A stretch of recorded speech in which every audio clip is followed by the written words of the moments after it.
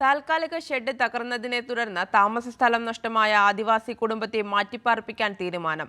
മഞ്ഞത്തോട് ആദിവാസി കോളനിയിലെ തങ്കയെയും കുടുംബത്തെയും ഊരിലെ അംഗനവാടിയിലേക്കാണ് താൽക്കാലികമായി മാറ്റുക. കൈക്കുഞ്ഞുമായി കഴിയുന്ന കുടുംബത്തിന്റെ പുതിയ വീടിന്റെ നിർമ്മാണം ഉടൻ പൂർത്തീകരിക്കുമെന്ന് പത്തനംതിട്ട ജില്ലാ കളക്ടർ അറിയിച്ചു. ബുധനാഴ്ച രാത്രിയാണ് തങ്കയും കുടുംബവും അന്തിയുറങ്ങിയ കൂര തകർന്നു വീണത്. സംഭവത്തിൽ അടിയന്തര നടപടി സ്വീകരിക്കാൻ പട്ടികവർഗ വകുപ്പ് മന്ത്രി കെ രാധാകൃഷ്ണൻ ജില്ലാ കളക്ടർക്ക് നിർദ്ദേശം നൽകുകയും ചെയ്തു.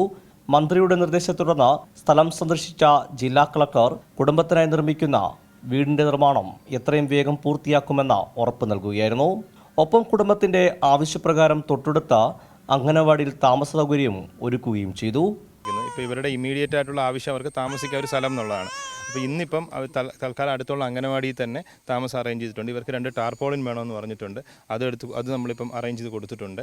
ഇത് കൂടാതെ ഇവരുടെ വീട് പണി നടന്നുകൊണ്ടിരിക്കുകയാണ്. അപ്പോൾ അത് ഇവിടെ 4-5 വീടുകൾ പണിയുന്നുണ്ട്. അപ്പോൾ ഇവരുടെ വീടിന് ഒരു പ്രയോറിറ്റി കൊടുത്തിട്ട് എത്രയും പെട്ടെന്ന് നാളെ തന്നെ അതിൻ്റെ പണി തുടങ്ങും. അപ്പോൾ എത്രയും പെട്ടെന്ന് തന്നെ ആ വീടിൻ്റെ പണി പൂർത്തീകരിച്ച് ഇവരെ അങ്ങോട്ട് മാറ്റാനാണ് നോക്കുന്നത്. പിന്നെ ഇവർ റേഷൻ്റെ കാര്യം പറഞ്ഞു, അതും എല്ലാം നമ്മൾ നടപടിയിൽ സന്തോഷമുണ്ടെന്നായിരുന്നു ഗ്രഹനാഥൻ്റെ പ്രതികരണം. കളക്ടർ വന്ന് ഇതുപോലെ താമസ സ്ഥലവും പിന്നെ പ്ലാസ്റ്റിക് അതെല്ലാം ഇപ്പോൾ അറേഞ്ച്മെൻറ്റ് ചെയ്തു.